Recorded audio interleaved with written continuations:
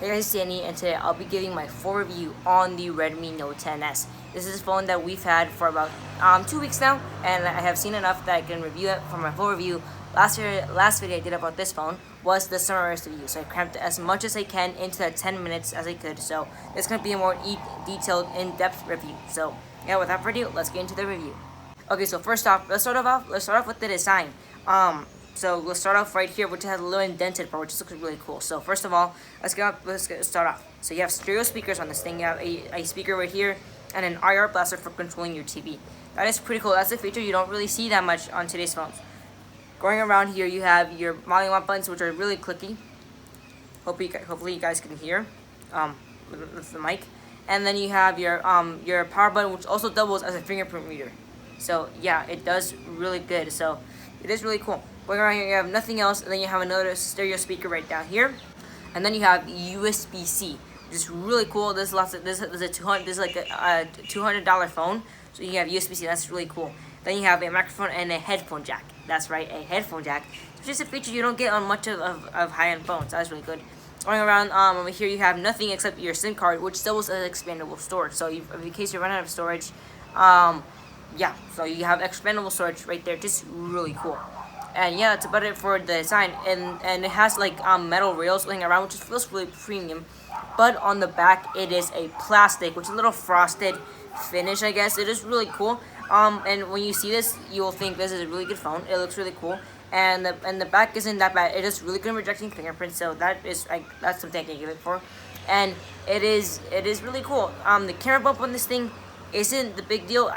There's obviously way more bigger, but it's like a little shelf. If you want to get rid of that, you need to use the clear case that comes in the box, and we're going to talk about more of that later.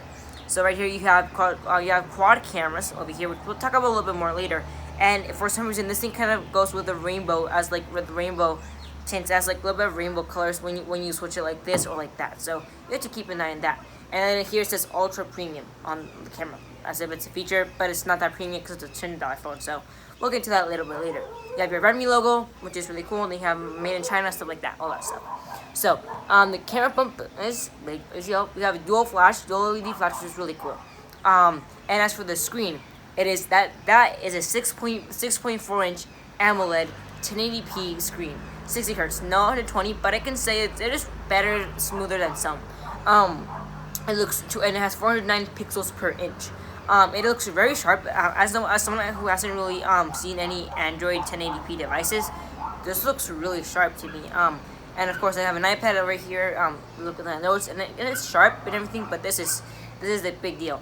It looks very sharp. It's not 120 hertz. Sadly, it could have been the 120 hertz phone, as we've seen Poco have it, and Poco isn't like a sub brand of Xiaomi. So Redmi is also a sub brand of Xiaomi. If you go on Xiaomi's website, you will actually see this phone on sale, like in the very first page, one of the very first page. So, yeah, you have the screen is really cool. It gets up to 1100 nits of max brightness in the direct sunlight, and I can confirm this thing is very viewable outdoors. So that's not really a big problem. It's just one of the best screens for this price. So not that bad. But I can still see some off tint issues. So with some cheap OLEDs, you can actually see some tint issues going around the display. I can actually see this I can see some tint issues. Looks kind of bluish for some angles, especially with this wallpaper here. This wallpaper is really, looks really. You can definitely notice it with this wallpaper. Also, the phone is very slippery, so I might as well just use a clear case that comes in the box. That is not that protective, but I mean, still looks. At least you have a case on it, and it's not that slippery.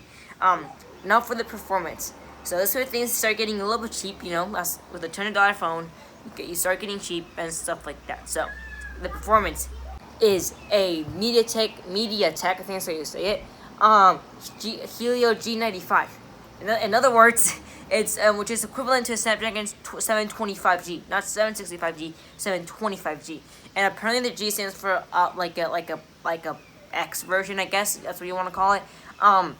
I've heard people having issues with this while gaming and PUBG, all that stuff, like with frame drops and Asphalt 9, which when you're buying a phone for this price, you're not really buying it for the gaming. You're just buying it because it's a phone, you need one, you need a cheap phone, and you just want to watch videos, social media, all that stuff. So, there's a few pre-installed games that they have like 9. That doesn't feel that premium, but PUBG it loads takes forever to load. I don't play PUBGs and I don't even care. I just tested out, see how load, and it didn't. It took like 10 minutes. It's just terrible. I haven't noticed any frame drops on like Subway servers, like casual games like Minecraft, Subway servers, all like casual games. You'll notice get a little bit warm to the touch, especially right here in the battery, but it won't be like thing of another planet. It's gonna be fine. It'll do decent in the performance. For what you get this price point, it's not that bad. Could have been a little bit better, yes. The Redmi Note 10 Pro has a 755G, I think. So yeah, you have a little bit better processor, but for what it takes, this thing has really good. Now for the specs, this thing has 120 gigabytes, 6 gigs of RAM. That's just standard version. You can go up to 8, but it's a little bit more. It's like $30 more expensive, so you just have that. And then it's 120 gigs, 6 gigs of storage, 6 gigs of RAM. Sorry, 120 gigs of storage, and it has a 5,000 milliamp hour battery. That is really good. Now on paper, that sounds really good, right? But in reality, it doesn't act like a 5,000 milliamp hour battery. It acts more like a 4,000 one. It doesn't. The battery life here, it works okay. It's not really the best, but it's not even the worst.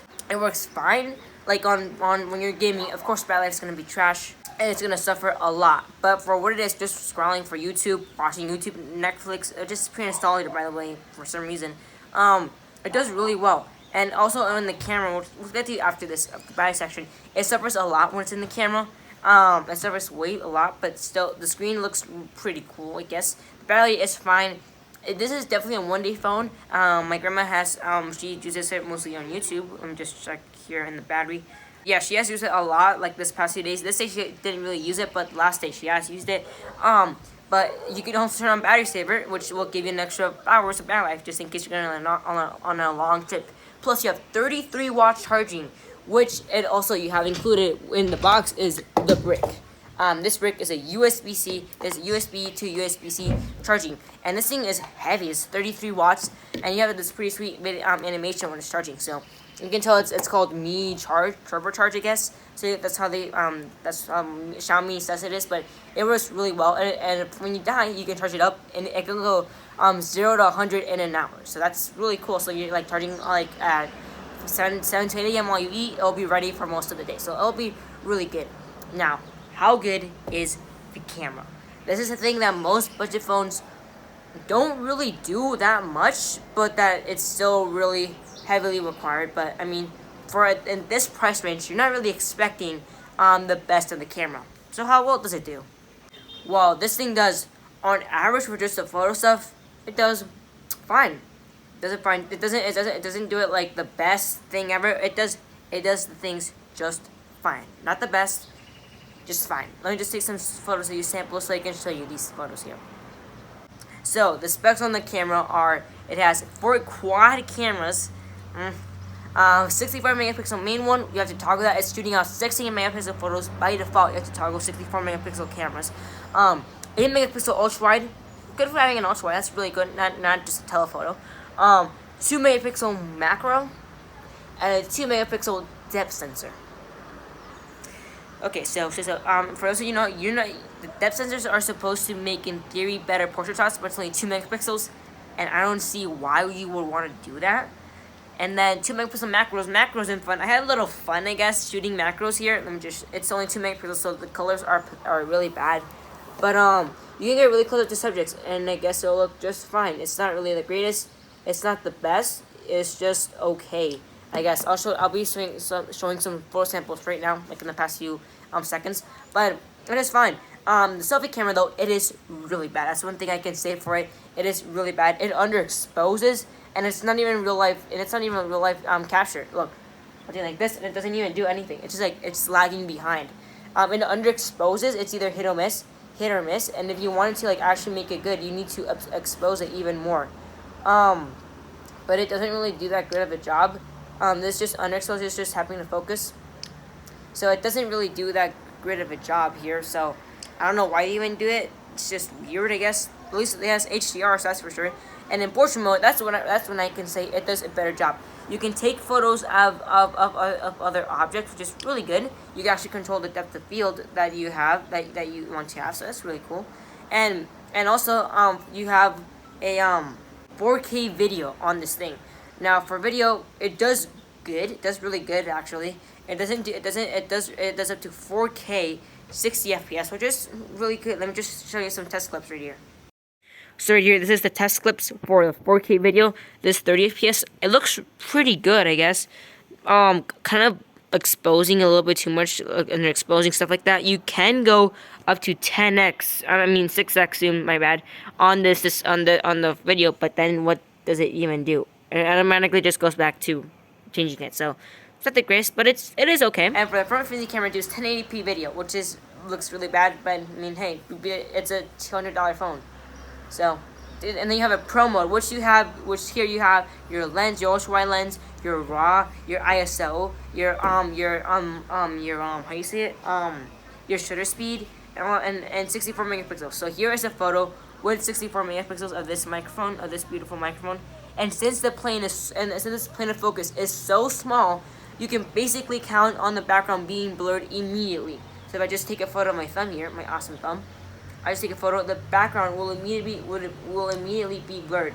And if I just go back, I'm like focus, go back, focus on it. So this thing is really good for blurring out background without being portrait mode, which is really good. So you can just take a photo of the knee, and the background will automatically be blurred out of focus. These are not portrait mode shots. It's just the plane of focus being so thin that it just does that.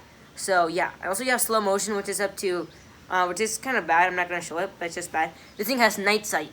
And the night sight, it works. It doesn't do that much. It doesn't really work that much. I guess it's cool that you have it there on a $200 phone, but it doesn't really do anything. It just exposes photos more, and it doesn't really do anything. So, yeah, and you have a more section. You have time lapse. You have portrait. You have short video, and you can just edit your stuff here. 64 megapixel mode. I mean, I can't really guarantee that 64 megapixels. I mean, I guess you can do it.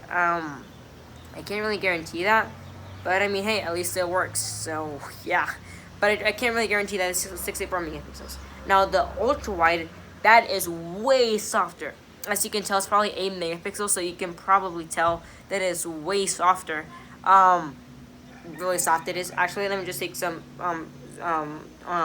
ultra wides and let me just show you guys right here. So yeah, it is really soft. You probably saw there. Hopefully you did. It is really, really soft. But so overall, this camera is okay.